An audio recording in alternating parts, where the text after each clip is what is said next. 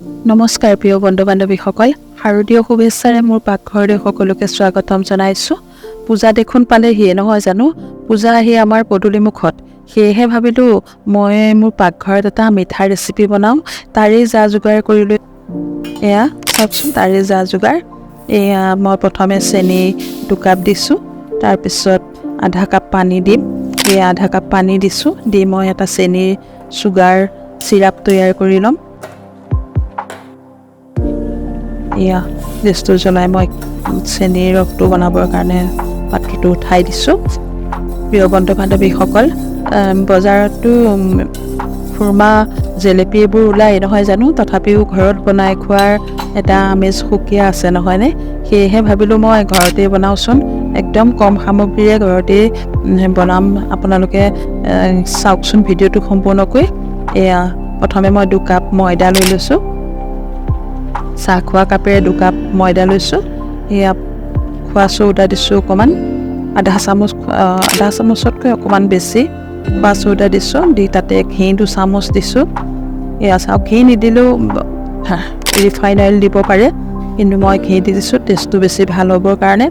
আৰু এয়া নাৰিকলৰ গুড়া, ৰুকি থোৱা নাৰিকল 2 কাপ লৈছোঁ, সমান জোখৰ সেই কাপটোৰে। এনেকৈ গোটেইখিনি বস্তু মই সুন্দৰ মিশ্ৰণ এটা কৰিম আৰু এটা আটা সনাৰ দৰে সানি লৈ এটা সুন্দৰ ডো তৈয়াৰ কৰিম, যাতে ৰুটি বেলিব পৰা নিচিনাকৈ তেনেকুৱা জোখত আমি এটা ডো তৈয়াৰ কৰিম। নাৰিকলৰ গুড়াটোৰ ৰসতে আমি এনেকৈ ময়দাটো মাৰি ল'লোঁ। এয়া চাওকচোন প্ৰিয় বন্ধু-বান্ধৱীসকল, মোৰ ভিডিঅ'সমূহ যদি চাই ভাল পায় ফ'ল' কৰি দিব আৰু লাইক কমেণ্ট শ্বেয়াৰ কৰিব দেই। আৰু মোৰ প্ৰতিটো পোষ্টৰ ওপৰত নীলা আখৰেৰে লিখা থাকে ফ'ল' শব্দটো, সেই ফ'ল' শব্দটোতে ক্লিক কৰি দিলে ফ'ল' হৈ যাব। আপোনালোকে ফ'ল' কৰি দিব। এয়া চাওকচোন, মই বল বনাই লৈছোঁ, ৰুটি বনাবলৈ বল বনোৱাৰ দৰে এনেকৈ বল বনাই লৈছোঁ। তাৰপিছত ডাঠকৈ অলপ বেলি ল'ম, এয়া বেলি ল'ম। লৈ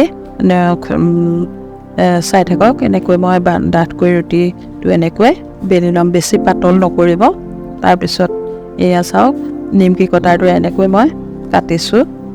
মানে নিমকি নহ'ব, এইটো খুৰমা হ'ব, মিঠাত চেনিৰ ৰসত ডুবোৱা খুৰমাটো হ'ব। এয়া চাওক, খুৰমাৰ দৰে এনেকৈ দীঘল দীঘলকৈ টুকুৰা টুকুৰিকৈ এনেকৈ কাটি ল'লোঁ। তাৰপিছত আনফালে মই কেৰাহীখন পাতি লৈছোঁ। প্ৰিয় বন্ধু-বান্ধৱীসকল, মোৰ কেৰাহীখন লোহাৰ কেৰাহী হয়, সেয়েহে লেতেৰা যেন দেখি, লেতেৰা বুলি কিন্তু নাভাবিব দেই, মোৰ লোহাৰ কেৰাহীত খোৱা ভাল বুলি কয়, সেইকাৰণে মই ৰুটি বনোৱা কেৰাহীটো লোহাৰ আনি লৈছোঁ। এয়া চাওক, ৰঙচুৱা হোৱালৈকে এনেকৈ ভাজি থাকিম। কম জুইত ভাজিব লাগিব। এয়া চাওকচোন, একদম কম জুইত ভাজিব, নহ'লে জ্বলি উঠিব।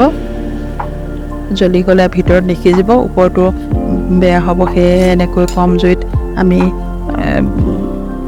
এই খুৰমাৰ টুকুৰাখিনি এনেকৈ ভাজি ল'ম। লৈ এয়া চাওকচোন, কম জুইত এনেকৈ ৰঙচুৱা হোৱালৈকে ভাজি ল'ম। প্ৰিয় বন্ধু-বান্ধৱীসকল, ইউটিউবত যদি চাই মোৰ চেনেলটো ছাবস্ক্ৰাইব কৰি দিব, অৰুপাছ কিটচেন ছাবস্ক্ৰাইব কৰিব। আৰু এয়া চাওক, ৰঙচুৱা হৈকৈ সুন্দৰকৈ ধুনীয়াকৈ সিজি গৈছে ভিতৰলৈকে, একদম মানে মচমচীয়া হৈছে, খুব সুন্দৰ হৈছে। তাৰপিছত চেনিৰ ৰসটো বনাই থৈছিলোঁ, এয়া চাওক, চেনিৰ ৰসটোত মই এতিয়া খুৰমাখিনি এনেকৈ আনি দিম। বেছি সময় চেনিৰ ৰসত তিয়াই নথ'ব, 2 মিনিট বা 2 মিনিট সময় এনেকৈ লৰাই বগৰাই তাৰপিছতে উঠাই দিব লাগিব, নহ'লে বেয়া হ'ব। বেছিকৈ চেনিৰ ৰসটো ভিতৰলৈ সোমাই গ'লেও বেছি মিঠা নহয় জানো, আজিকালি মানুহে খুব এটা মিঠা খায়ো, খোৱাটোও বেয়া বেছি মিঠাটো, কিন্তু সেইকাৰণে বেছি সময় মিঠাটো বাই থ'ব নালাগে। এয়া চাওক, সুন্দৰ এটা কালাৰ দেখিছে, কিমান ধুনীয়া হৈ পৰিছে।